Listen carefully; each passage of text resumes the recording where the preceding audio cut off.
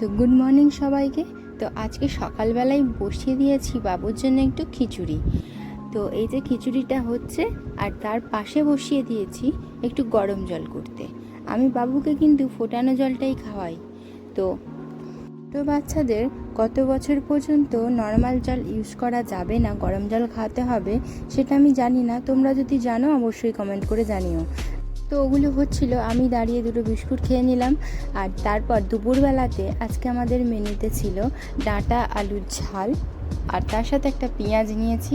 আর ডাঁটা আলুর ঝাল হলে আমাদের বাড়িতে হয় টকের ডাল, আম দিয়ে টকের ডাল, মুসুর ডাল যেটা, সেটাই।